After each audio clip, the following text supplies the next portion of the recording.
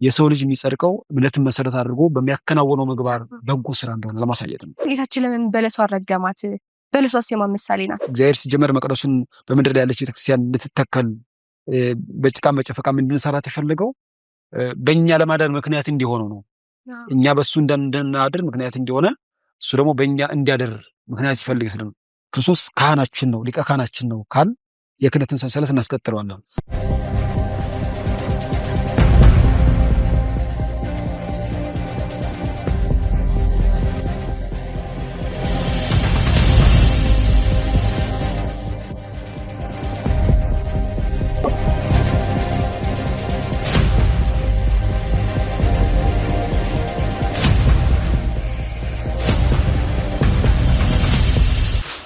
በስመ አብ ወወልድ ወመንፈስ ቅዱስ አሐዱ አምላክ አሜን። ክቡራትና ክቡራን የሕማማት ተከታታዮች እንደምንሰነበታችሁ። ዛሬ እጅግ ልዩና የሰው ልጆች ድነት ወደ ታተመበት የሕማማት ሳምንት ተሸጋግረናል። በዚህ ሳምንት ጌታችን መድኃኒታችን ኢየሱስ ክርስቶስ ለታመመው ሕመም በጥልቁ የምንወያይ ይሆናል። የመጀመሪያው ሳምንት መርገመ በለስ በሚል ርዕስ ላይ ከሊቅ እስከ ደቂቅ የምንወያይ ይሆናል። መምህራችን እንኳን ደህና መጡ። እንኳን ደህና ቆያችሁ። እሺ መምህር፣ ራስዎትን ለሕማማት ተከታታዮች ያስታውቁልን። በመጀመሪያ እዚሁ ስቱዲዮአችሁ ስለጋበዛችሁኝ በእግዚአብሔር ስም አመሰግናለሁ። ምስጢሩ ታዬ እባላለሁ። በቀራንዮ መድኃኔዓለም ቤተክርስቲያን በመጽሐፍ መምህርነት ነው እያገለገልኩ ያለሁት። እንደዛ ነው።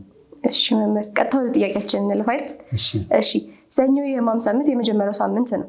መርገመ በለስም ተብሎ ይጠራል አይደል? ስለዚህ በመጀመሪያ ጌታችን ለምን በለሷን ረገማት? በለሷስ የማን ምሳሌ ናት? መልካም። የእኛ ቤተክርስቲያን እንግዲህ በዓለም ካሉ ቤተ እምነቶች እና በቤተክርስቲያን ስም ከሚጠሩት በተለየ መልኩ የምትታወቅበትና የምትገለጥበት አንዱ ለቀናት የምትሰጣቸው ክብርና ቀናት በውስጣቸው ያለውን ኃይል ያለውን ግብረ እግዚአብሔርና ያለውን አምላካዊ መግቦት የእግዚአብሔርን ስራ በተለየ መልኩ የምታይባቸው ናቸው። በእኛ ቤተክርስቲያን ውስጥ አንድ ቀን ተራ ቀን አይደለም። ለምሳሌ በሌሎቹ ዘንድ አንድ ቀን ተራ ቀን ሊሆን ይችላል፣ ወይ ዘመን ሊሆን ይችላል፣ ወይ እድሜ ሊሆን ይችላል፣ ወይ ጊዜ ብቻ ሊሆን ይችላል። በእኛ ቤት ውስጥ ግን እንደዛ አይደለም። ለዚህ ነው ቤተክርስቲያኒቱ 365ቱን ቀን ሁሉ እግዚአብሔርን እንድታስብበት እንድታዘክርበት የአምላኳን መግቦት የፈጣሪን ትርግናና ልዕልና በአጠቃላይ ቅዱሳንም በዘመን ውስጥ ሆነው ካለፉ በኋላ ያደረጉትን ግብር ታምራትና በጎነትና ጽድቃቸውን በእነዚህ ዕለታት ታስታውሳለች እና በክርስትና ውስጥ አንድ ባዶ የሆነ ከሁሉ ነገር የተራቆተ ቀን የለም። ከዚህ የተነሳ ወቅቱን፣ ሳምንቱን፣ ጊዜያቱን፣ ወራቱን ለእግዚአብሔር ለአገልግሎታችን እንዲመች እያደረገች መስጠት ልማዷ ነው እና ከሰጠቻቸውም እግዚአብሔርን ከምናስታውሰባቸውም ሳምንቶች መካከል ይሄ አሁን ያለንበት ሰሙነ ሕማማት የምንለው ነው ማለት ነው። እንግዲህ ወደ ተነሳው ሀሳብ ስንሄድ እግዚአብሔር አምላካችን በዕለተ ሰኑይ ወይም በሰኞ ቀን በለስን የረገመባት ዕለት ናት ብላ ነው ቤተክርስቲያን የምታስተምረውና በለሲቱን ለምንድን ነው የረገማት ወደሚለው ሀሳብ ስንገባ መድኃኔዓለም ክርስቶስ ሆሳዕና ከተደረገ በኋላ ሰኞ ጠዋት ተነስቶ ጉዞ እያደረገ ነበርና ከደቀ መዛሙርቱ ጋር እየሄደ መንገድ ላይ ራበው ነው የሚለው።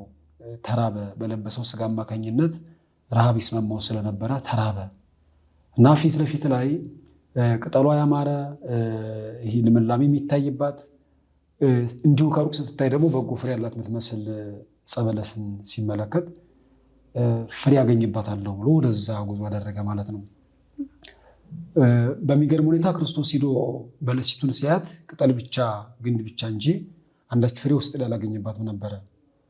ታዲያ ክርስቶስ ምንድን ነው ያላት? ይችን በለስ ከእንግዲህ በኋላ ለዘላለሙ ፍሬ አይገኝብሽ አላት፣ ረገማት። አሁን ለምሳሌ ወቅቱ ጊዜው ስላልሆነ ሰዓቱ ስላልሆነ ወይስ ደግሞ እንደዚህ እንዴት ሊል ይችላል ብለን ልናስብ እንችላለን። ትልቁ ጉዳይ ያለው ግን በለሲቱን በምንመስልበት ምሳሌ ውስጥ ነው። በለስ የማን ምሳሌ ናት ከተባለ አባቶቻችን ሊቃውንት መተርጉማኑ በለስን ለሶስት ነገር ሰጥተው ይተረጉማሉ። አንደኛዋ በለስ የተባለች ቤተ እስራኤል ወይም እስራኤላውያን ናቸው። ለምንድን ነው እስራኤላውያን በለስ የተባሉት ከተባለ በለስ በተፈጥሮ ቅጠሉ ሰፋፊ ነውና እስራኤላውያንም በባህላቸው፣ በወጋቸው፣ በአኗኗራቸው፣ በግብራቸው በዓለም ሁሉ የሰፉ ናቸው እና በለስ እሙንቱ ቤተ እስራኤል በለስ የተባሉ እስራኤላውያን ናቸው ብለው መናገራቸው ሊቃውንት ከዛ የተነሳ ነው። ታዲያ ለምንድን ነው ቤተ እስራኤል ክርስቶስ እንዲላት የፈለገው? በለሷ ቤተ እስራኤል ከሆነች ለምን ነው እንደዛ ያላት ካልን ግን መድኃኒዓለም ክርስቶስ የመጣ ወደ ወገኖቹ ነው። ወገኖቹ ደግሞ እስራኤላውያን ናቸው። ወመጽአ በሊያሁ አይደል የሚለው ወደ ወገኖቹ መጣ ወሊያሁ የተወክፉ ወገኖቹ ግን አልተቀበሉት ነው የሚለው። ስለዚህ በለስ ወደ ሆነች ቤተ እስራኤል መጣ ክርስቶስ። ግን በምግባር በሃይማኖት በበጎነት በክብር በንጽህናና በትክክል እግዚአብሔርን በመቀበል ልቦና ውስጥ አይደለም ያገኛቸው። ከዚህ በኋላ ፍሬ ስላላገኘባቸው ለጽድቅ የሚገባ ነገር ስላላገኘባቸው ለዘላለሙ ፍሬ አይገኝባችሁ ካደረጉት ግብር ከመጡበት ከሆኑበት ሁኔታ አንጻር የኛውን ክርስቶስ ቃል አስተላልፎባቸዋል። ዮሐንስ መጥምቁ ገና አስቀድሞ ምንድን ነበር ይናገር የነበረው? እስራኤላውያን በትክክል እግዚአብሔርን ከማምለክ በሕጉ ከመኖር ይልቅ አብርሃም አባት አለን በማለት ይመጻደቁ ስለነበረ ይምሰልክሙ ዘታመስጡ በብሂለብነ አብርሃም አባት አለን በማለት ከሞት የምትመልጡ አይምሰላችሁ፣ ይልቁንስ የሚሻል ነገር አለላችሁ። ምን ማለት ነው? ከእንግዲህ በኋላ የሚመጣው የአዲስ ኪዳኑ ጌታ የነቢያት አለቃ የካህናት አለቃ ክርስቶስ አባታችሁ ሊሆን መጥቷል። ስለዚህ የአዲስ ኪዳን አባታችሁ እሱን ተቀበሉት። እንዲያውም እኮ በሚያጠምቅበት ሰዓት ሄኖን ላይ ሌሊት አንድ የሚናገራቸው ነገር ነበረ። ማእከሌክሙ ሀሎ ዘይታምርዋ አንትሙ፣ እናንተ የማታውቁት በመካከላችኋል ይላቸዋል። ምክንያቱም ሄኖን ላይ መድኃኔዓለም ክርስቶስ ገና አስቀድሞ ከመጠመቁ አንድ ቀን በዋዜማው 11 ሰዓት ነው ወደዛ ሄደው እና ኃጢአት የሰሩና ደዌ ያደረባቸው ሰዎች በዮሐንስ ተጠምቀን እንድናለን የሚል ፍላጎት ስለነበራቸው ዮሐንስ ወደሚያጠምቅባት ሄኖን መጠመቂያ አብዛኛው ሰው ይጎርፍ ነበረ እና ክርስቶስ ኃጢአት የሌለበት ጌታ ሆኖ ሳል ነገር ግን እንደ ኃጢአተኞች እኩል ሊቆጠር ኃጢአት ለማስተስረይ ባሉበት ስፍራ ተገኘ። ለምጻሞችን በነበሩበት ቦታ ተገኘ። ምክንያቱም ደዌያችን የሚሸከም በቤዛነቱ ገንዘብ የሚያደርግልን ስለሆነ እሱ ስለሆነ ማለት ነው። ግን መጨረሻ ላይ ሌሊት ላይ ክርስቶስን ሕዝቡ ስላላወቀው ይገፉት ነበር እና ዮሐንስ ክርስቶስን አልረዳ ቢሉ ማንን እንደሚገፉ ባያውቁ መልእክት ያስተላልፍላቸዋል።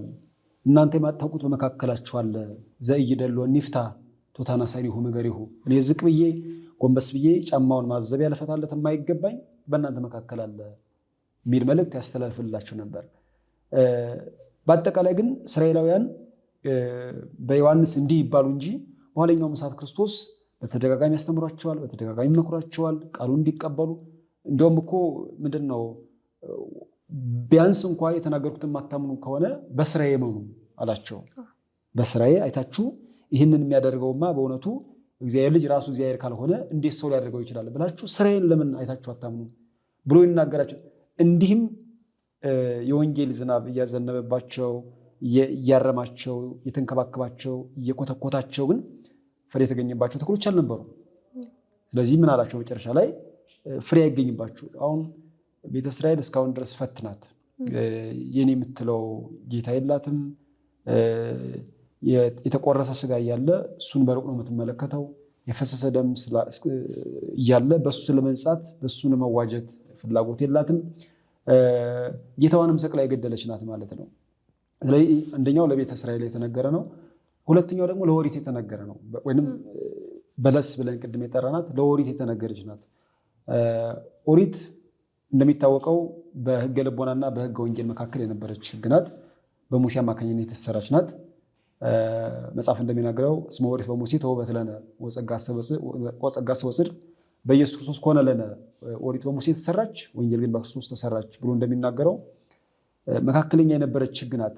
ነገር ግን ኦሪት በውስጧ መስዋዕት አላት፣ ክህነት አላት። በብሉይ ኪዳን ዘመን የነበሩ ካህናት ዕለት 24ቱን ሰዓት ሌሊቱና ማለቱን ማለት ነው 12 እየሆኑ በድምሩ 288 ያህል አገልጋዮች ወደ መቅደሱ እየገቡ መስዋዕት ያቀርባሉ። ከ3600 በላይ ፍየሎችን ያቀርባሉ በአንድ ሳምንት። ከዛም በላይ የሚበዙ በጎችን ያቀርባሉ፣ ወይፈኖችን ያቀርባሉ። ግን ለምሕረት፣ ለትርግና፣ ለይቅርታ ሰማይን የሚከፍት ያ ደም ደግሞ ቀና ብሎ እግዚአብሔርን ወደ ምድር የሚስብ አልነበረም። ስለዚህ ኦሪት እግዚአብሔርን ጋር የምታገናኝ ፍጹም ድነትን የምታሰጥ ፍጹም መድኃኒት ውስጧ ላይ የሚገኝ ሕግ አልነበረችም እና እንደዛ ሆና ሲያያት ምን አደረጋት? ክርስቶስ መጣና ፈጸማት። አይኑርብሽ አለ። እስካሁን ድረስ አንቺ ኑረሻል፣ ግን ሕዝቡ ልታጸድቅ አልቻልሽም። ስለዚህ ማን ትቀጥላለች? ወንጌል ትቀጥላለች። ስለዚህ ጽድቅ፣ ቤዛነት፣ ትርግና፣ አርያነት ኦሪት ውስጥ ስላልነበሩ ስላልታዩ፣ በዛውም ላይ ኦሪት ምሳሌ ስለነበረች በአጠቃላይ ውስጧ ላይ ፍሬ ስላልተገኘባት እንድታልፍ አድርጓታል ማለት ነው። በናችን ላይ በኦሪት ውስጥ ስንናገር ያለፉ ነገሮች አሉ፣ ያላለፉ ነገሮች አሉ። በሶስተኛ ደረጃ በለስ የተባለችው ኃጢአት ናት። ኃጢአትን በለስ ብለው አባቶቻችን ተርጉመዋታል። ለምንድን ነው በለስን ማለት ኃጢአትን በበለስ የመሰሏት ወይም የተመሰለችው ለምንድን ነው ከተባለ በለስ ፍሬው ለመጀመሪያ ጊዜ ሲበላ ይጣፍጣል፣ ደስ ነው የሚለው እና እየቆየ ሲሄድ ግን እየመረረ እየኮመደደ ጉሮሮ ላይ ጣፋጭነቱ እየጠፋ ጥሩ ያልሆነ ጣዕም እየሰጠ ነው የሚሄደው፣ ስሜት ነው እየሰጠ የሚሄደው እና ኃጢአትም በባህሪዋ ሲሰሯት ለጊዜው ሕሊናን አትቀሰቅስም፣ አታስጨንቅም፣ አእምሮን አትወቅስም፣ ደስ ትላለች፣ ደስ ታሰኛለች። ግን እየዋለች እያደረች ጊዜ በጊዜ ላይ ቀን በቀን ላይ እየተደራረበ ሲሄድ ግን በጸጸት ያው ነፍስ ሁሌም ከእግዚአብሔር ስትለይ የሚሰማት እሱ አይደለም። በጎነት ከሰውነት እየራቀ ሲሄድ፣ ክፋት እየሰለጠነ ሲሄድ ነፍስ ሁልጊዜም ቢሆን የመጣችበት ዓላማ አለ እና ከዓላማዋ ጋር የሆነ ኃጢአት መጥቶ ሲጋጭባት፣ የሆነ እንቅፋት ሲገኝባት ወደ ምሕረቱ ነው የምትሄደው እና ኃጢአት መጀመሪያ ትጣፍታለች፣ መጨረሻ ላይ ምረር አለባት። መምረር ብቻም አይደለም፣ በኋላም በፍርዱ ታስይዛለች። ሁሩምኔ ርጉማን፣ እናንተ ርጉማን ከእኔ ሽሹ የሚል ቃልም ታሰማለች። ስለዚህ መጨረሻዋ መራራ ነው ማለት ነው። ስለዚህ በለስ ተብላ ኃጢአት የተነገረችበት ምሳሌ ከዚህ የተነሳ ነው ማለት ነው። ከዛ በተረፈ ከእንግዲህ በኋላ ፍሬ አይኑርብሽ ብሎ በለስ መናገሩ ኃጢአትን ለዘላለሙ ከእንግዲህ በምድር ላይ ሰልጥና የምትኖር አይደለችም። ምክንያቱም ሰው ንስሐ ከገባ ሥጋው ደሙን ከተቀበለ እግዚአብሔር ይቅር በለኝ ካለ ደጁ ከተመላለሰ የእውነት ልብ ካለው በበጎና በቀና ሕሊና አምላኩን ከፈለገ እግዚአብሔር የተከፈተ በር አዘጋጅቶለታል፣ በሰማይ ቤት አስቀምጦለታል፣ መጽደቂያ መንገዱን ዘርግቶለታል። በብሉይ ኪዳን ዘመን እንደዛ አልነበረም። የትኛውም ሰው ጽድቅ ቢሰራ ይወርድ የነበረው ወደ ሲኦል ነው። የትኛውም በጎነት የትኛውም ደግነት የሚነበበት አንድ ጻድቅ የሚወርድ የነበረው ወደ ሲኦል ነው። ምክንያቱም ያ የጨለማ ዘመን የመቅሰፍት የማት ዘመን ስለነበረ። ከእንግዲህ በኋላ ግን ሰው ኃጢአት ይሰራል፣ ለዘላለሙ ግን የሰው ልጅ ወደ ሲኦል የሚወርድበት አይነት ግብር የለም። ምክንያቱም ልብ ካለው ከተጸጸተ ይቅር በለኝ ካለ ደጁ ላይ ከተመላለሰ እግዚአብሔር ይምረዋል ማለት ነው። ስለዚህ ለዘላለሙ ፍሬ አይገኝብሽ ብሎ ኃጢአትን መናገሩ ለምንድን ነው ከተባለ ከእንግዲህ በኋላ እንደ ብሉይ ኪዳኑ ዘመን 5500 ዘመን እስኪፈጸም ድረስ ሰውን አስረሽ አታስቀሪም። ስለዚህ መካከል ላይ ስሬት አለ፣ መካከል ላይ ድነት አለ፣ መካከል ላይ ቤዛ አለ፣ ሕይወት አለ ብሎ ያን ምስጢር ለመናገርና ለማስተላለፍ ነው። እሺ፣ ሌላኛው ጥያቄያችን ደግሞ የሚሆነው መጽሐፍ ቅዱስ ላይ ቅጠል እንጂ ፍሬ አልተገኘባትም ይላል። እሱ ለክርስቲያኖች ያሉት ትርጓሜ ምንድን ነው? ወደኛ ሕይወት ስናመጣው እግዚአብሔር አምላክ በለሲቱ እኮ ቅጠል አላት፣ ግንድ አላት አይደለ? አላት፣ ሁሉ ነገር አላት። የተጠጣባት ግን ምንድን ነው ከተባለ ፍሬ ነው። እግዚአብሔር ቅጠል ስላላችሁ ብቻ በምድር ላይ ብዙ ዘመን ትኖራላችሁ ወይንም ደግሞ በመንግስተ ሰማያት ትኖራላችሁ የሚል አምላክ አይደለም። የግድ ሁለቱን ነገር ማሟላትና ማሳካት አለ። ይሄ ቅጠልና ፍሬን እኩል ማያያዝ፣ ቅጠሉ ብቻውን አያጸድቅም፣ አያሻግርም።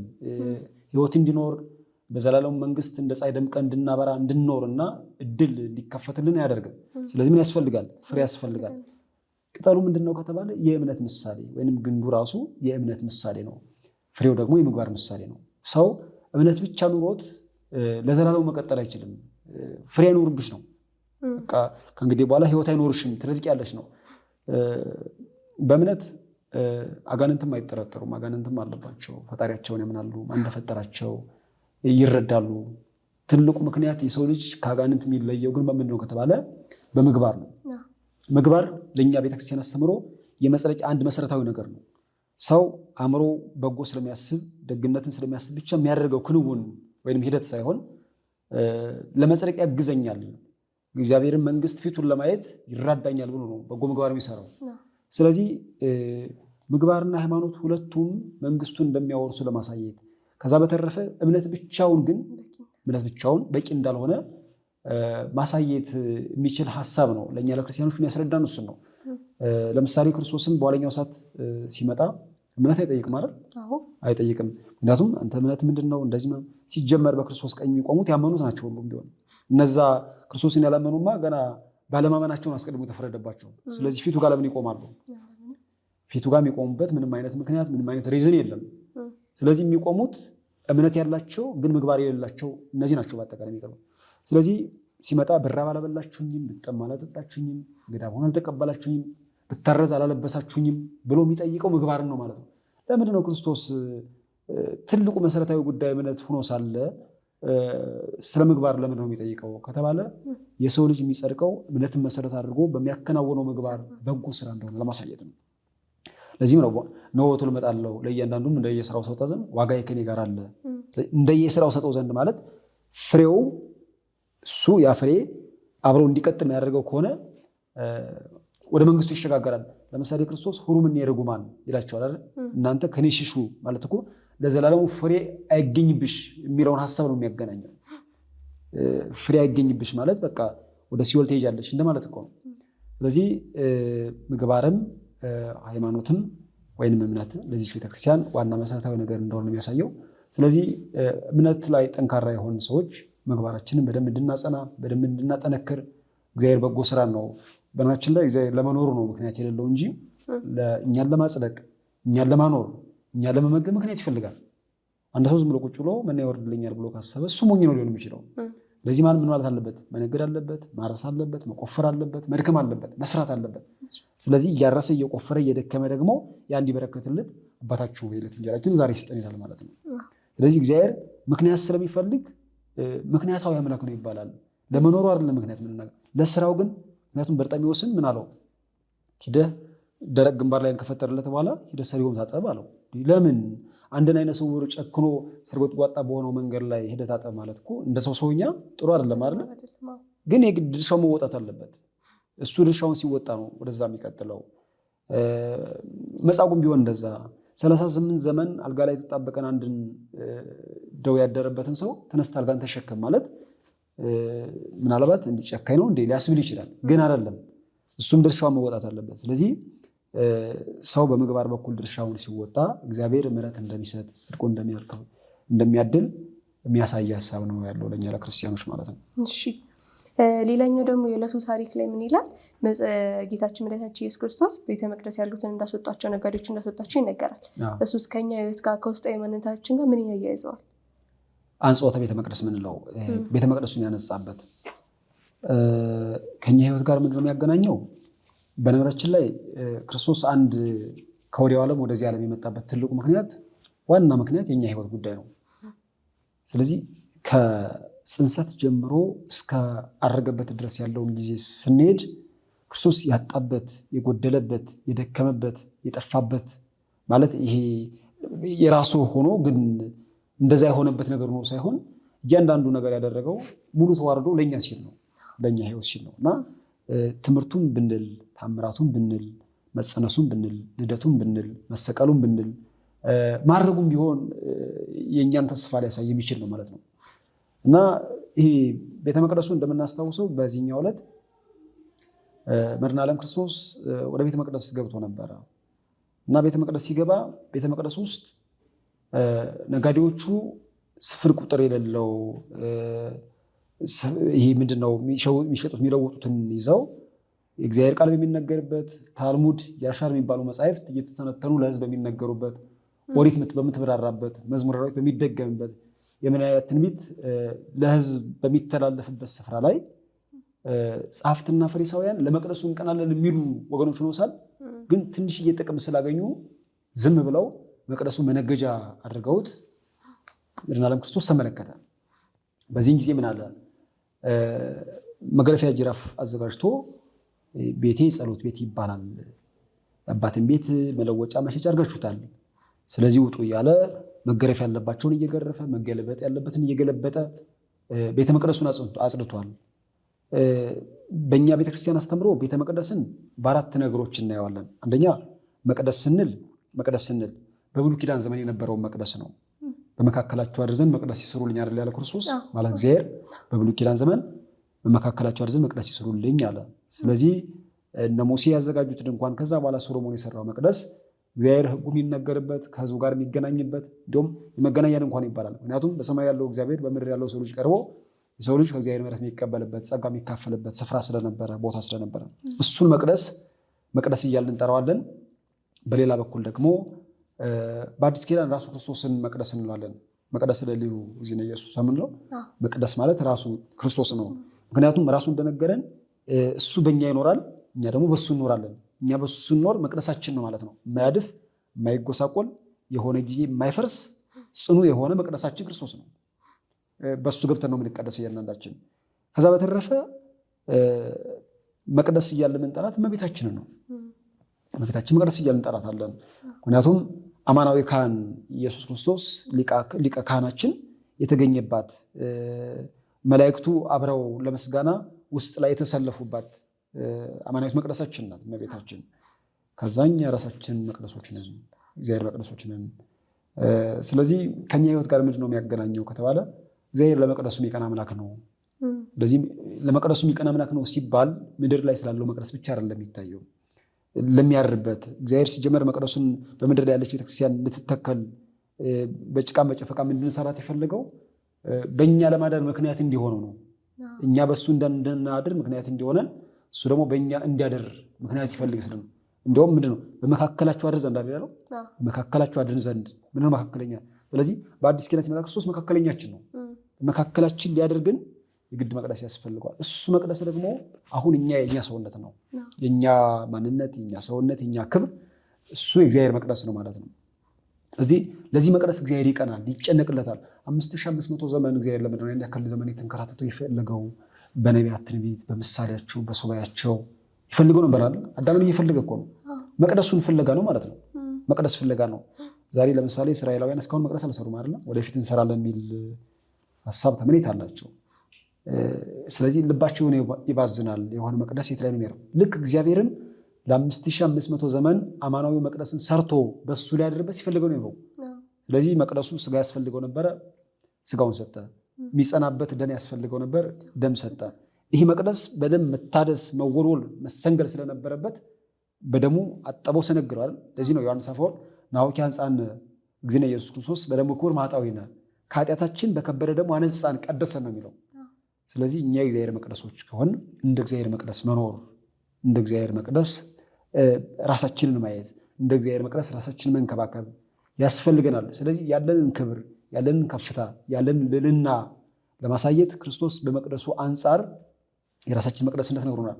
ነገር ግን በመቅደሱ ውስጥ ይሸጡ ይለወጡ የነበሩ ሻጮች ለዋጮችንም ማስወጣቱ በእኛ ህይወት ውስጥ ለ5500 ዘመን ዲያብሎስ ነጋዴ ነበረ።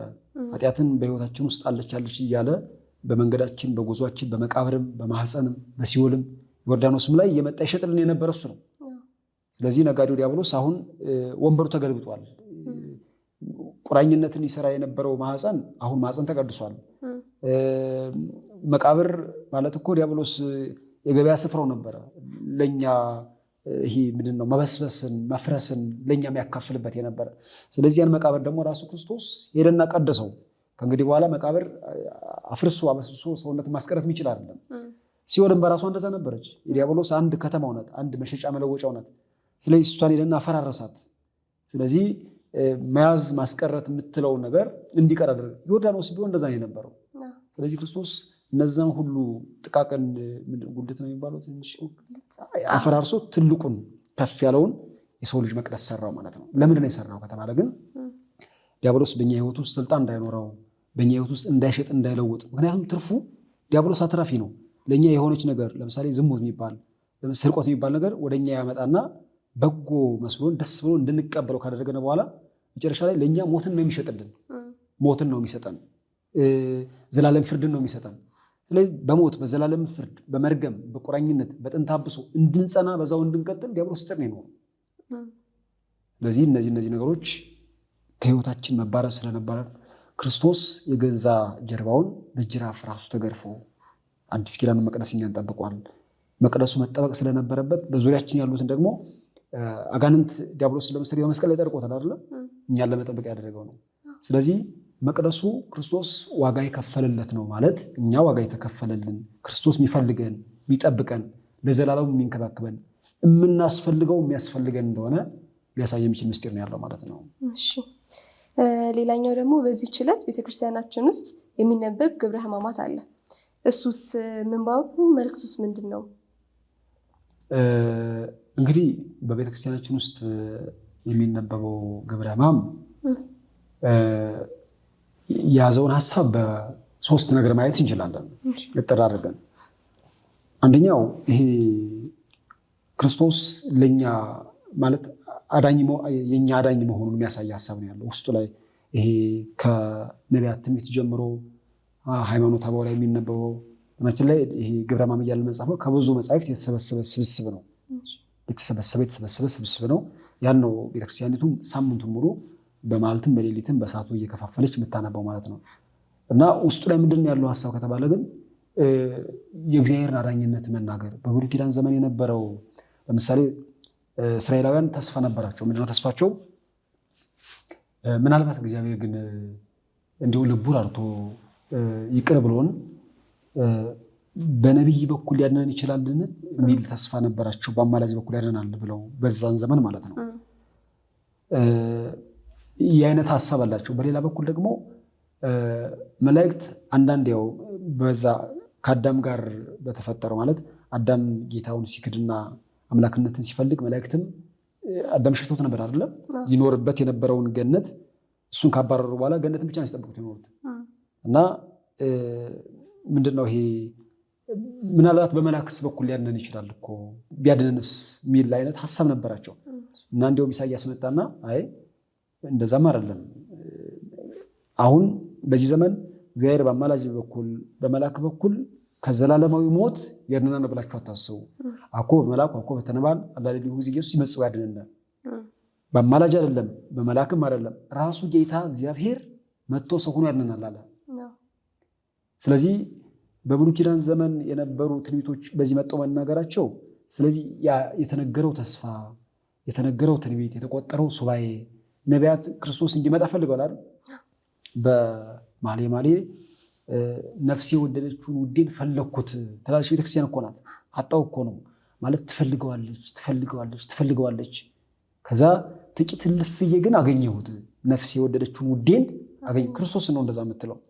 5500 ዘመን ቤተክርስቲያኒቱ ጌታዋን ስትፈልገው ነው የኖረችው። አንተ በየት አለ እባክህ አድነኝ። አሁን ጮህን እንዳልጮህን ሆን። አንሳ ይለከ ፈኑ ዴከ እባክህ እጅን አንሳ ክንድህን ላክ። ቤተክርስቲያን እንደዛ የምትጠይቀው እና የእስራኤል መድኃኒታቸው ሆይ እባክህ ተነስ ያለች ትጠይቀዋለች። ስለዚህ በብሉይ ኪዳን ዘመን እግዚአብሔር አዳኝነቱ እንዳይሰበክ እንዳይነገር እንደነበረ ለማሳየት ቤተክርስቲያኒቱ በብሉይ ኪዳን ካሉ መጻሕፍት መካከል አመጣታ የነበረውን ተስፋ ትናገራለች። ልክ እሱ ተፈጽሟል የሚለውን ለማሳየት። በሌላ በኩል ደግሞ ለምሳሌ በሃይማኖት አበው ውስጥ ያሉ የሌሎች ቅዱሳን መጻሕፍቶቻቸው ድርሳኖቻቸው አብረው ግብረ ሕማማት ውስጥ አሉ። ያ በነቢያት በኩል የተፈጸመው የተነገረው ትንቢት ያ የተቆጠረው ሱባኤ ምሳሌ አሁን ተፈጽሟል ብሎ ፍጻሜውን ለማሳየት ለማነጻጸር እንዲህ ተፈጽሟል። በአጠቃላይ ግን የክርስቶስን አዳኝነት ለመናገር ነው። ክርስቶስ የኛ አዳኛችን ነው። ሆናችን ላይ የኛ ቤተክርስቲያን ቅዱሳን ያድናሉ ስትልና ክርስቶስ አዳኝ ነው ወይም አድኖናል ስትናገር እኩል አይደለም። ቅዱሳን ያድኑናል ስንል ወደ ክርስቶስ አዳኝነት እንድንገባ ያግዙናል፣ ይራዱናል ነው እንጂ የክርስቶስን አዳኝነት ቀምተው ራሳቸው በገዛ ስልጣናቸው ያድናሉ የሚል አስተምሮ የለም። እመቤታችንም ታድናለች ስንል እንደዛ ነው። ቅዱሳንም እንደዛ ነው የምናስበው። አንዳንዴ ሌሎች ወገኖቻችን ያልተረዱት ነገር ምንድን ነው? እኛ የእግዚአብሔር የኢየሱስ ክርስቶስን አዳኝነት ቀምተን ለቅዱሳኑ የሰጠን እና ፍጠረውን ጋር ብቻ የቀረን ወደ ክርስቶስ አዳኝነት ያልደረስ መንገዱ ያልታየን በሩ የተዘጋብን የክርስቶስ ዘላለማዊ ሕይወት ያልታወቀልን መስሏቸው የሚያስቡ ብዙ ሆኖች አሉ። እሱ አይደለም፣ ትክክል አይደለም። እኛ አዳኛችን እንደሆነ የምናስበው ክርስቶስ ነው። ስለዚህ ግብረ ሕማም የሚናገረው ስለ ክርስቶስ አዳኝነት፣ በዛ ውስጥ እንዴት እንዳዳነን፣ መቼ እንዳዳነን፣ እስከ መቼ እንዳዳነን፣ ለምን እንዳዳነን እያንዳንዱ ዓላማውንና ግብሩን ጊዜውን በደንብ ይተነትናል። በሁለተኛ ቤዛነቱን ነው የሚያሳየው ግብረ ሕማም። ክርስቶስ እኛ ቤዛችን አይደለም። አሁን ምንድነው ውቱ ነሳ ደዌነ ወጾረ ሕማመነ እሱ ደዌያችንን ተሸከመ ሕማማችንን ተቀበለ አይደል? ምን ነው ስለዚህ ደዌያችንን የተቀበለ ሕማማችንን የተሸከመ ነው የሚለው መጽሐፉ በራሱ ሕማም ነው የሚለው ብዙ ቦታ ላይ ስምናገኘው። ለምን ሕማሙን ያነሳው ከተባለ ግን ክርስቶስ የታመመልን የእኛን ሕመም እንደሆነ ለማሳየት ነው። ስለዚህ በብሉይ ኪዳን ዘመን የተነገረው ያ ትንቢት ያ አሁን እጆቼንና እግሮቼን ቸነከሩኝ ይላል። ዳዊት ለምንድን ነው አሁን ይህን ትንቢት የተናገረው? ዳዊት ነው። ዳዊት በስጋ አቆጣጠር ስንሄድ ክርስቶስን የወለደ አባቱ ነው። ግን እጆቼንና እግሮቼን ቸነከሩኝ ብሎ የተናገረውን ለምሳሌ ታሪክ ብንፈልግ ዳዊትን እጆቹና እግሮቹን የቸነከሩት እነማን ናቸው? መቼ ተቸነከረ? ተቸንክሯል ወይ ብንፈልግ ታሪክ አናገኝም ራሱ። ግን ለምንድን ነው እንደዛ ቸነከሩኝ ብሎ የሚናገረው ከተባለ አንደኛ በዋናነት በዚህ የሚያስረዳው ክርስቶስ በኋለኛው ከአንድ ዘመን በኋላ ሲቸነከር የልጅ ሕማም ለአባት ይደርሰው አይደለም። ለምሳሌ ልጁ መከራ ሲደርስበት አባት አብሮ ይታመማል። ልጇ መከራ ሲደርስበት በግፍ ውስጥ ሲያልፍ ፈተና ሲያጋጥመው እናት አብራ ትታመማለች። ስለዚህ ዳዊት ፍጹም የክርስቶስ አባቱ እንደሆነ የልጅ ሕማም ለአባቱ እንደሚደርስ ለማሳየት አቅርቦ ትንቢቱን እጆቼን አለ። እጆቹን አይደለም ያለው አርቆ እጆቼን ከዛ እግሮቼን ቸነከሩኝ አለ። ከዛ ግን ምንድነው የሚያሳየው ከተባለ ግን ቸነከሩኝ። አሁን ዳዊት አልተቸነከረም፣ የሚቸነከር ክርስቶስ ነው። ለምን ነው እንደዚህ የከተለው? በሁለተኛ ደረጃ ክርስቶስ በሕማሙ በኩል ለእኛ ቤዛ እንደሆነ ለማሳየት ነው። ዳዊት አልተቸነከረም፣ ግን የእሱ ወገን የሆነው የእሱ ልጅ የሆነው ልጁ ክርስቶስ ግን ተቸንክሯል። ስለዚህ በልጁ ሕመም መቸንከር በኩል እኛ ቤዛነትን እንዳገኘን ክርስቶስ ቤዛችን እንደሆነ የሚያሳይ ነው። ግብረ ሕማም በአጠቃላይ እሱ ነው የሚያሳየው። ሌላው ሶስተኛው አርአያነቱ ነው። ክርስቶስ እንደምናውቀው በብሉይ ኪዳን ዘመን ለነበሩትም አሁንም ላሉትም ቤዛቸውም አዳኛቸውም ነው። አድኖናልን፣ ወደፊትም ያድነናል ብለን እናስባለን። እኛ ደግሞ አርአያነትንም አስቀምጧል። ክርስቶስ ጨርሼዋለሁ፣ የድነቱ ዘመን አልቋል፣ የድነቱ ሂደት ተፈጽሟል ብሎ አይደለም ወደ ሰማይ ያደረገ ይህን አድርጉ፣ በዚህ በኩል ሂዱ ብሎ ምንፈጽመው በማመናችን በጎኑ ጋር በመስራታችን በእግዚአብሔር በመታመናችን በጽድቅ በመመላለሳችን በቤቱ በመኖራችን ራሳችን የምንፈጽመው ሂደታዊ ድነት አለን። እኛ ለዛ ነው እኛ ቤተክርስቲያን ስትጾም ምናያት፣ ስትጸልይ ምናያት፣ ስትንበረከክ ዋጋ ስትከፍል ምናያት። ያለቀ ድነት ካላት ለምን ትጨነቃለች? እንደዚህ ወንጌል ስለምን ይሰማል? አልቋላ፣ ኦልሬዲ አልቋል ከሆነ እንደዛ ነው የሚችለው። ግን ስላላለቀ እያንዳንዳችን የምንፈጽመው ድርሻ አለ ማለት ነው። ይህን ሂደታዊ ድነት ደግሞ የምንፈጽመው በምን በኩል ነው ከተባለ ክርስቶስን አርአያ አድርገን ነው። አሁን ክርስቶስ ካህናችን ነው፣ ሊቀ ካህናችን ነው ካል የክህነትን ሰንሰለት እናስቀጥለዋለን። ክርስቶስ መስዋዕታችን ነው ካል የመስዋዕቱ ሰንሰለት ይቀጥላል። ራሱ እኮ ነው መስዋዕቱ ራሱ ነው፣ ግን ቅብብሎሹ ይቀጥላል። ስለዚህ ይህን የምናገኘው ነው ከተባለ በራሱ በክርስቶስ በኩል ነው። ለምሳሌ ክርስቶስ ጾሞልናል ብለን እናስባለን፣ እንደ ጾመልን እናምናለን። መጾም ግን ክርስቶስ ለቤዛነት ብቻ አይደለም ለአርአያነት ጭምር ነው፣ እንዲጾሙ ለማለት ነው። ክርስቶስ ጌቴሴማኒ ውስጥ ጸልዋል አይደል? ስለዚህ ጸልዮልናል። እኛ 5500 ዘመን ጸልየን ያልተሰማው ጸሎት እንዲሰማ ክርስቶስ ብቻውን ደቀ መዛሙርቱ ሲያንቀላፉ ጌቴሴማኒ ውስጥ ጸልየዋል። ለምን ነው የጸለየው ከተባለ ለቤዛነት ነው። ሲቀጥል ግን ለአርአያነት ነው። በቃ እንዲጸልዩ ከመዝበሉ አይደል? እናንተ የምትጸልዩበት ጊዜ እንዲበሉ አለ። ለምንድን ነው አንድ ጊዜ ድነታችንን ከጨረሰልን ለምን እንዲበሉ አለን ከተባለ ግን እኛ የምንጨርሰው የምናስኬደው በልብ ጽናት፣ በሃይማኖት ቅናት፣ በበጎ ምግባር የምናስቀጥለው ስላለ፣ ስለዚህ በአጠቃላይ ግብረ ሕማማት ወይም ግብረ ሕማም እነዚህ ነገሮች የምናይበት እና የሚያስረዳን ነው ማለት ነው። ሌላኛው ደግሞ ጌታችን ቤቴ የጸሎት ቤት ናት ብሏል። ስለዚህ አሁን ላለው የቤተክርስቲያን አጠቃቀማችን ለመቅደሱ አጠቃቀማችን ምን ሊያስተምረን ፈልገው ነው? ምን እንማር? በጣም ጥሩ ጥያቄ ነው። በነገራችን ላይ በብሉይ ኪዳን ዘመን ከነበረው ጊዜ እንደዚህ ዘመን መቅደሱ የተደፈረበት ጊዜ የለም። አንድ የምንረዳው ነገር ዘመኑ የምሕረት ዘመን ስለሆነ እግዚአብሔር ይሄ ለመቅደሱ ያለውን ቅናት በትክክል ፊታችን ላይ ሊያሳየን ይችላል። በብሉይ ኪዳን ዘመን ለምሳሌ አንድ ሰው አይደለም መቅደስ የሆነ ቀዳሚ ሰንበትን ሽሮ የሆነ ነገር ቢያደርግ እግዚአብሔር ወዲያው በለምጽ ያነደዋል፣ ከሕዝብ ይለያል፣ የሆነ ቦታ ላይ ነው የሚቀመጠው። ዘመኑ ግን የአዲስ ኪዳን ዘመን ስለሆነ ሰው ከነበደሉን ቁሞ እግዚአብሔር በምሕረት ነው የሚሸኘው። ለምሳሌ ያችን ሴት ታስታውሻታለች አይደለ? ጻፍት ፈሪሳውያን አመጧትና እቺ ሴት እንደዚህ ሰርታለች፣ ዘሙት አግኝተናታልና በሙሴ ሕግ እንደዚህ ተወስኗል፣ አንተ ምን ትላለህ አሉት። ከእናንተ መካከል ኃጢአት የሌለበት ሰው ይውገራት አለ። ከዛ ራሳቸው እየወቀሱ እየወጡ ሄዱ።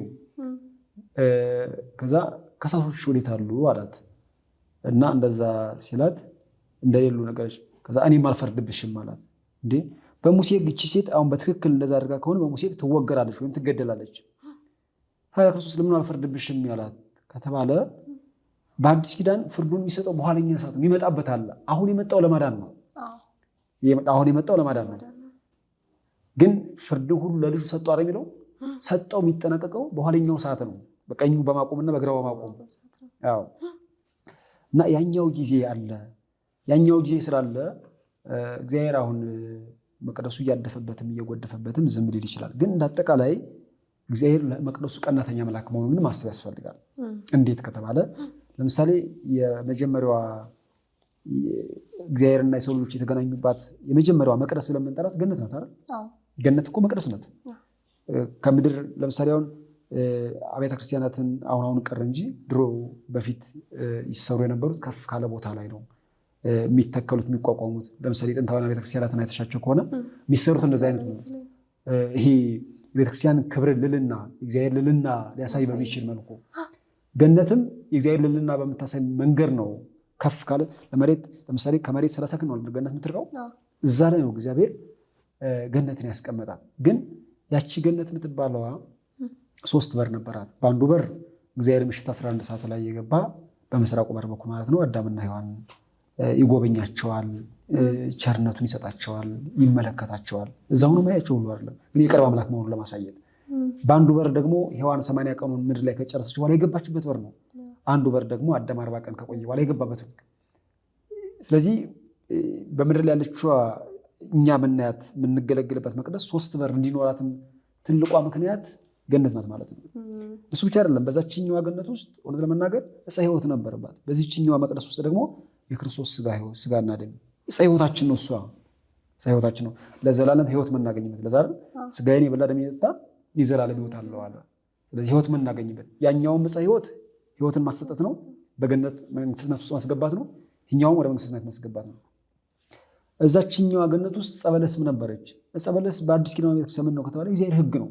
ዕፀ በለስ እኮ በተፈጥሯ መራራ እንጨት ሆና ወይንም በደል ኑሮባት ወይንም ኃጢአት ኑሮባት ወይም ክፉ ሆና አይደለም አዳምና ሔዋን የበደሉባት። አድርግ አታድርግ ለሚለው ለእግዚአብሔር ሕግ ምልክት ስለነበረች ነው። ስለዚህ አሁንም እግዚአብሔር በዚህኛው ቤተክርስቲያን ውስጥ ያስቀመጠው ሕግ አለ፣ ኪዳን አለ፣ ውል አለ፣ ስምምነት አለ። ያውል ያ ስምምነት ያ በጎነት የቤተክርስቲያን ምሳሌ ነው። ከዛ ግን በጣም የሚገርመው ነገር ምንድነው? አዳምና ሔዋን ከበደሉ በኋላ እግዚአብሔር ወዴት ነው? ወደ ምንድን ነው የወረዳቸው? እንዲህ ለምንድን ነው እዛው ንስሐ እንዲገቡ እዛው እንዲጸጸቱ እዛው የሆነ ነገር ማድረግ ይችል ነበር አይደል? ለመቅደሱ እኮ ክብር ስላለው ነው። አያችሁ፣ እነሱን አስወጣና መቅደሲቱን ግን በመላእክት ማስጠበቅ ጀመረ። ስለዚህ እግዚአብሔር ለመቅደሱ ቀናተኛ አምላክ ነው ማለት ነው። መቅደሱ ውስጥ በደል ሊሰራ ይችላል። ምናችን ላይ አዳምና ሔዋን ውስጡ ስለበደሉ ነው የቅጣቱ ዘመን 5500 ዘመን የሆነው። ውስጡ ሆኖ መበደልና ውጭ ሆኖ መበደል እኩል አይደለም። እግዚአብሔር ውጭ ሆነን ስንበድል የሚያይበት መንገድ አለ። ውስጥ ሆነን ስንበድል ደግሞ የበደሉ ቅጣት ይከብዳል፣ ዘመኑም ይረዝማል። አዳምና ሔዋን ውስጥ ሆኖ ባይበድሉ ኖሮ እውነት ለመናገር 5500 ዘመን ራሱ አይሄድም ነበር። የረዘመው ለዛ ነው። ዛሬም ውስጥ ሆነን ሕጉን እያወቅን ስርዓቱን እየተረዳን እግዚአብሔርን አምላክነት፣ ፈራጅነት፣ ደግነትና መግቦትን እያወቅን በዚህ ውስጥ እያለን ስንበድልና ውጭ ሆነን ስንበድል እውነት ለመናገር እግዚአብሔር እኩል አይመለከትም። ከዛም በኋላ ለመቅደሱ እንደሚቀና የቤት ቅናት አቃጠለኝ ብሎ ዳዊትን ትንቢት አናገረው። እሱ ብቻ አይደለም። አሁን ቅድም ያነሳ ነው መቅደሱን እንደዛ እዚህ መቅደስ ላይ እኮ ገና በ12 ዓመቱ ቁጭ ብሎ ሲማርበት ነበር አይደለ? እመቤታችን ልጇ ጠፍቷት ክርስቶስን ከአንድ ቀን በኋላ ሄዳ ስታገኘው በመምህራን እግር ስር ቁጭ ብሎ ሲማር ሲጠይቅም አገኘችው። ከዛ ለምን አንተና እኔ እንደዚህ ማለት ዮሴፍና እኔ እንዲህ እየፈለግን እየተጨነቅን እየደከም አንተ ለምን ልጅ የጠፋህ ምናምን አለችው። በአባቴ ቤት ልኖር ይገባኛል ነው ያለው። ስለዚህ ከሌላው ከዛኛው ጉዞ ይልቅ ከዛኛው ቤት ይልቅ የተሻለ ቤት አድርጎ የመረጠው ክርስቶስ መቅደሱን ነው። ስለዚህ የሚኖርበት ነው ማለት ነው። ሰው ለሚኖርበት ነገር ይጨነቃል አይደለ? እኛ የምንኖርበትን ቤት እንጠርገዋለን፣ እናሳምረዋለን፣ ቀለም እንቀይርለታለን፣ ሶፋ አቀማመጡን እንለይለታለን፣ ስርዓት እናስይዝለታለን። መቅደስ ማለት እግዚአብሔር የሚኖርበት ነው። ሰው ለሚኖርበት ነገር ይጨነቃል። አጥሩን ያጥረዋል አይደል? ሰው አጥሩን ያጥረዋል፣ ውሻ ይመድብለታል፣ ጥበቃ ያሰማራል። ለቤቱ ማንም አይጨነቅ የለም። በሰው ሰውኛ አነጋገር ጥለነው ለምንሄደው ሬሳ ተብለን ለምንሸኝበት ቤት እንኳ ለማይከተለን ቤት እንኳ እኛ በምድር ያለን ሰዎች ዋጋ እንከፍላለን፣ እንቀናለታለን። እግዚአብሔር ደግሞ ልጆቹ በምድር ላይ ተተክለው ወደ ሰማይ ቅርንጫፎቻቸው እንዲደርሱ በዚህ ላይ ተጋድለው በሰማይ ክብር እንዲያገኙ ከዚህ ተነስተው ወደ ሰማይ እንዲሻገሩ መሰላል፣ ድልድይ፣ የህይወት መሰረት ምንጭ የሆነውን መቅደስ አብስቶ ይቀናለታል። ለዚህ ነው መቅደሱ ላይ ነጋዴዎቹ ወንበዴዎቹ ተሰማርተው ሲያገኝ ክርስቶስ ዝም አላለም። ዝም የሚልበት አጋጣሚ እኮ አለ ለመናገር። አሁን እሱን ለመግደል እየሮጡ ነው።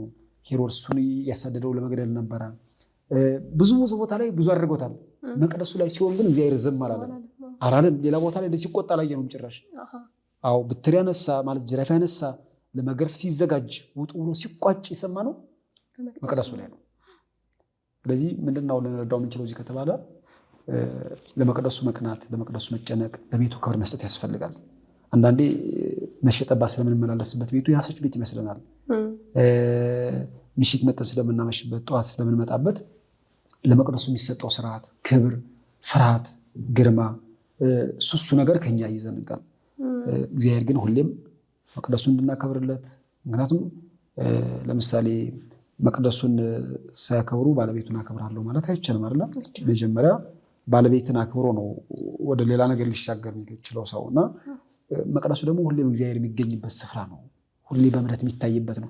እንዲያውም ዛሬ የምሕረት ዘመን ስለሆነ ነው እንጂ በብሉይ ኪዳን ዘመን እግዚአብሔር በደብተራ ኦሪት ላይ ምሽት 11 ሰዓት ላይ በብርሃን ሲገለጥ በተጠቀለለ ብርሃናዊ ደመና ሲገለጥና ሲታይ አእላፈ እስራኤል ከድንኳኑ 40 ክንድ ይርቃሉ። አይችሉማ። ግርማው ያስጨንቃቸዋል፣ ያስፈራቸዋል።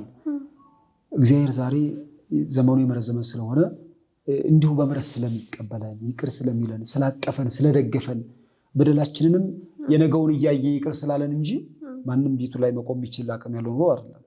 ግን አሁንም ቢሆን ለቤቱ ክብር መስጠት፣ ለቤቱ የሚገባ ሕይወት ይዞ መገኘት ከእያንዳንዳችን ይጠበቃል። እሺ፣ እግዚአብሔር ይስጥልን። ሌላኛው ደግሞ ጌታችን መድኃኒታችን ኢየሱስ ክርስቶስ በልጅቷን ሲረግማት ደረቀች፣ ወዲያውኑ ደረቀች። እሱስ መለኮታዊ ለጌታችን ያለው መለኮታዊ አመለካከቱ እንዴት ይገልጸዋል? በጣም ጥሩ። ክርስቶስ በለሲቱ ረገማት ወዲያውኑ ደረቀችው። ይሄ ከመለኮቱ ጋር ምንድነው ሊያያዝ የሚችለው የሚለው ሀሳብ ጥሩ ነው። ምንድነው እግዚአብሔር አምላካችን በዚህ ምድር ላይ በነበረ ሰዓት ፍጹም ሰው መሆኑን ለማስረዳት የሰውነትን ስራ ሲሰራ እናየዋለን። ፍጹም አምላክነቱን ለማስረዳት ደግሞ የአምላክነትን ስራ ሲሰራ አግኝተነዋል። ለምሳሌ ሲጸነስ አይተነዋል። ሰውነቱን ለማስረዳት ነው። ግን በዚህ ውስጥ ደግሞ አይ ፍጹም ሰው ብቻ ነው ብለን እንዳናስብ ደግሞ በእቱም ድንግልና ነው የተጸነሰው። አይ ይህማ እኮ እንደ ሕፃናት ዘመን የሚቆጠርለት ጊዜ ነው በማፀን ላይ የቆየው እንዳንል ደግሞ በማፀን ውስጥ መላእክት ቅዱስ ቅዱስ እያሉ ሲያመሰግኑት እመቤታችን አዳምጣለች፣ ሰምተናል። ይሄን በጊዜም ብቻም ሳይሆን ደግሞ በድንግልና ወልደዋለች። አምላክነቱን ያሳየበት ነው። ከሕፃናት ጋር አፈር ይፈጭ ነበረ። ይህ ሰውነቱን የሚያሳይበት የሚያስረዳበት ነው። ግን የፈጨውን አፈርና የረጨውን ውሃ ደግሞ እንደገና ጸበልም እምነትም እያደረገ በታመሙት ላይ ሲያደርግ ሊፈወሱ ነበረ። ይህም አምላክነቱን ያሳየበት ነው። ወደ ጸበለስ መሄዱና ራበይ ብሎ መቅረቡ ፍጹም ሰውነቱን የሚያሳይበት ነው። እኔ ሰው ነኝ፣ በምድር የተገለጥኩ ስጋን የለበስኩ የእናንተ ወገን ይሁን ሰው ነኝ ብሎ የሚያስረዳበት ነው፣ የሚናገርበት ሀሳብ ነው። ነገር ግን ይሄ መራቡን አይተው ወይም መራቡን አይተን ይህማ እኮ ጥማችን ያረካናል ከራባችን ይታደገናል ብለን የምናስበው እንዴ ራሱ እየተራበ እንዳንነው ደግሞ ወደ በለሲቱ ቀርቦ ለዘላለሙ ፍሬ አይኖርብሽ ብሎ ይረግማታል ማለት ነው። ወዲያው ትደርቃለች። ስለዚህ መርቋ ምንድን ነው የሚያስረዳው ከተባለ ይህ ፍጹም አምላክ መሆኑ ሁሉም ይቻለው ስልጣን በእጁ የሆነ ጌታ፣ ጌትነት የራሱ የሆነ ሁሉ የሚገዛለት አምላክ መሆኑን የሚያስረዳበት ነው ማለት ነው። እሺ፣ ሌላኛው ደግሞ አሁን በሕማማት ሰሞን ሰኞ ዕለት ስግደት ይደረጋል። እሱ ስግደት ከሌላው በምን ይለያል? ምንስ የሚለየው ነገር አለ? ምንድነው የምንሰግደው ስግደት? በቤተክርስቲያናችን ላይ ውስጥ የምንሰግደው ስግደት አለ። ለምሳሌ ለእግዚአብሔር የባህሪ ስግደት እንሰግዳለን፣ ለቅዱሳን የጸጋ ስግደት እንሰግዳለን። በሕማማት ውስጥ ለምሳሌ ሰኞ ጀምረን የምንሰግደው ስግደት ግን ለቅዱሳን የሚሰገድ የጸጋ ስግደት የለም። ሁሉም ለእግዚአብሔር ነው የሚሰገደው። ለምን ነው እንደዛ የሚደረገው ከተባለ ይሄ ሕማሙን መከራውን በትክክል ሙሉ እሱን ለማሰብ ምክንያቱም ቅዱሳንስ መክበራቸው እነሱ በሱ በኩል አይደለ በሱ ማን በኩል አይደለ እነሱ አብበው ፈክተው በቅድስና በክብር ማዕረግ ከፍ ከፍ ብለው የምናያቸው። ስለዚህ ራሳችን እሱ ስለሆነ እነሱ የሚያቀርቡለት ምስጋና በዛ በኩል ነው። እኛም ተጋድሏችንን ያልጨረስ የምናቀርብለት በዚህ በኩል ነው። ስለዚህ ልዩ የሚያደርገው ለምሳሌ አንድ ሰው ቤተክርስቲያን ሲሄድ ስግደት ይሰግዳል አይደለ? 3 ጊዜ ይሰግዳል። አንደኛው ለእግዚአብሔር ነው የሚሰግደው፣ ሁለተኛው ለታቦት ነው የሚሰግደው፣ ሶስተኛው ደግሞ ለእመቤታችን ነው የሚሰግደው። ቤተክርስቲያኑ የእግዚአብሔር ከሆነ መድኃኔዓለም የኢየሱስ ባለወልድ ከሆነ ደግሞ ቀጥሎ ለእመቤታችን ይሰግዳል፣ ቀጥሎ ለዮሐንስ ይሰግዳል ማለት ነው። ለዮሐንስ ይሰግዳል። ያው ታቦቱ ዳብሮ ስለሚቀረጽ እንዲያርገን ነው የምንሰግደው ስግደት ስንሰግድ። ስለዚህ አዳብለን እንዲህ ምናምን አድርገን ምናምን አይደለም አእምሯችን ላይ የምናስበው እሱን ስለሆነ ማለት ነው። በዚህኛው ግን በተለየ መልኩ ሕማሙን እያሰብን መከራውን እያሰብን ስቃዩን እያሰብን ለእኛ የከፈለውን ዋጋ እያሰብን ትርግናውን እያሰብን ቤዛነቱን እያሰብን የምንሰግደው ስግደት መሆኑ ከሌላ ልዩ ያደርገዋል ማለት ነው። ሌላኛው ደግሞ በዚህ ዕለት የሚዘከሩ የብሉይ ኪዳን ታሪኮች አሉ። ከሕማሙ ጋር እንዴት ይገናኛሉ? በአጠቃላይ የብሉይ ኪዳን ታሪኮች በዚህኛው ሕማም ውስጥ አብረው ይገባሉ። ሙሉ በዚህኛው ብቻ ሳይሆን ለምሳሌ የእነ አብርሃም ታሪክ ይተረካል፣ የእነ ይስሐቅ ታሪክ ይተረካል፣ የእነ ያዕቆብ ታሪክ ይተረካል። ውስጥ ላይ የእነ ኖህ ታሪክ አለ፣ የእስራኤላውያን ታሪክ አለ። ምንድነው እሱ የሚተረከው ከተባለ ክርስቶስን እንዲያሳይ ተደርጎ አስቀድሞ የተሰራ ስለሆነ ለምሳሌ የኖህ ታሪክ ለኖህ ብቻ የራሱ ታሪክ አይደለም። በኋለኛው ዘመን ኖህ ክርስቶስ እንዲያሳይ ሆኖ ነው የተሰራው። ለምን ከተባለ ለምሳሌ 2 ልጆች አሉት አይደለ? ኖህ የሆነ ጊዜ ላይ ሰክሮ ነበረ። ከመርከብ ከወጣ በኋላ ወይን ተከለ፣ የገንዛ ወይኑን ደግሞ አዘጋጀ፣ በገንዛ ወይኑ ደግሞ ሰከረ። ከዛ ሰክሮ ራቁቱን ሲሆን ካም የሚባል ልጁ መጣና አይቶ በራቁቱ ዘበተበት። 2 ልጆቹ ደግሞ መጡና አባታችን ቃል አለበሱት። ይሄ የክርስቶስን ጉዞ ሊያሳይ የሚችል ነው። ኖህ በገንዛ ወይኑ መስከሩ ክርስቶስ በገንዛ ፍጥረቱ በአዳም ፍቅር የመስከሩ ምሳሌ፣ ፍጹም አዳምን የፈለጉ ምሳሌ። ከዛ በኋላ ምንድነው ይሄ ካም በሱ ራቁትነት መዘበቱ አይሁድ ክርስቶስ ራቁቱን መስቀል ላይ ሲወጣ እንደ አንተ ፀሐይን የፈጠርክ ከዋክብትን ያዘጋጀ ምድርን በአትክልት በአበቦች የምታስቡ አምላክ ለምን ራቁትን ራስን አልብስ እስኪ ብለው እያሉ ዘብተውበት ስለነበረ ነው። እነዛ ያፌትና ሴም ደግሞ የፀሐይና የጨረቃ ምሳሌ አባታቸውን አይደል የለበሱት? ፀሐይና ጨረቃም አምላካቸው እርቃኑ ሲሰቀል ሲመለከቱ እርቃንህንማ ለዓለም አናሳይም ብለው ጨረቃ ደም ስትሆን ፀሐይ ደግሞ ስትጨልም አይተናል። ስለዚህ የኖህ ታሪክ ብቻውን ታሪክ አይደለም ማለት ነው። ለምሳሌ የኔ ታሪክ፣ የአንቺ ታሪክ፣ የሌላውም ታሪክ ብቻውን ዝም ብሎ የሚነበብ ግለ ታሪክ ሊሆን ይችላል። የአባቶቻችን ሕይወታቸው ግን ግለ ታሪክ አይደለም። ውስጡ ላይ የእግዚአብሔርን ማዳን የእግዚአብሔርን ጉዞ ቤዛነቱን ውስጡ ላይ ያረገዘ ሀሳብ ነው። የእነ አብርሃም እንደዛ ነው። አብርሃም አሁን ልጁን ይሰዋል አይደለ? ክርስቶስ በኋለኛው ሰዓት በእግዚአብሔር ፍቃድ ለመስዋዕትነት ወደ ቀራኒው መውጣት የሚያሳይ እኮ ነው። ይስሐቅ ወደ ታላቁ ተራራ ሲሄድ መንገደኞቹ ማለት አብረው ተሸክመው ይጓዙ የነበሩ ባሮች ተመልሰዋል። የሄዱ እነማን ናቸው? አብና ማለት አብርሃምና ይስሐቅ ናቸው አይደለ? አብርሃምና ይስሐቅ ብቻቸው መውጣታቸው ለምንድን ነው ከተባለ ባሮች መቅረታቸው ነቢያት ካህናት በሰዎች መስዋዕት በጸሎት ዓለምን ያለማዳናቸው ምሳሌ ነው። ስለዚህ የነቢያት ካህናት ምሳሌዎች ናቸው እነዛ። ይስሐቅ ብቻውን ከአባቱ ጋር ወደዛ መውጣቱ ደግሞ በማዳን በኩል በማችን ላይ አብም ወልድ መንፈስ ቅዱስም በአንድ ፍቃድ ነው የሚያድኑኛል። ክርስቶስን በተለየ አካሉ ቤዛችን እንለዋለን እንጂ አዳኛችን ብለን ስንናገር ግን አብንም አዳኛችን እንላለን፣ ወልድንም አዳኛችን እንላለን፣ መንፈስ ቅዱስ እንላለን። እንደዛ ግን አብን ቤዛችን አንለውም፣ ወልድን መንፈስ ቅዱስን ቤዛችን አንለውም። ምክንያቱም የሚቆረስ ስጋ የሚፈስ ደም ለሁለቱ አካላት የላቸውም። የማዳን ፍቃድ ግን ያንዱ ነው። ለዚህ ነው አብርሃም አገልጋዮቹ ከባሮቹ ተለይቶ ከልጁ ጋር ወደዛ ተራራ ሲወጣ ያየ ነው። ማዳን የሶስቱ ፍቃድ እንደሆነ የሚያሳይ ሀሳብ ነው። ከዛ በኋላ ሄደ መስዋዕት ሆነ ብለን ነው የምናስበው። ይህ ምንድን ነው የሚያሳየው? የክርስቶስ መስዋዕትነት። የያዕቆብም እንደዛው ውስጡ ላይ አባቶቻችን ታሪክ የነገረድነት ታሪክ ስለሆነ ያንን ስለሚያመለክትና ስለሚያሳይ የብሉይ ኪዳኑን ታሪክ በስፋት የሚነሳው ለዚህ ነው ማለት ነው።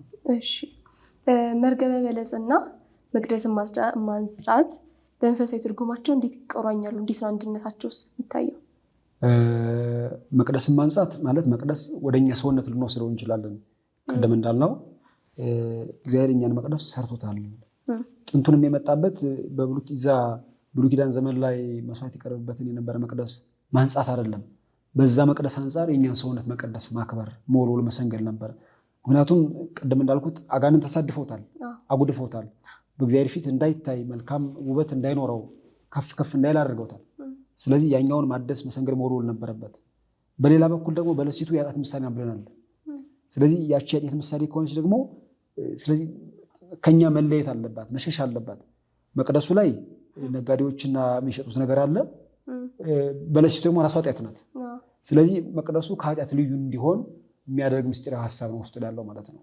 እሺ መምህር ስለሰጡን ሰፊና ጥልቅ ማብራሪያ እጅጉ እናመሰግናለን። የሰኞ መርገመ በለስ ዝግጅታችን ይመስል ነበረ። በሚቀጥለው እስክንገናኝ ወስብሐት ለእግዚአብሔር።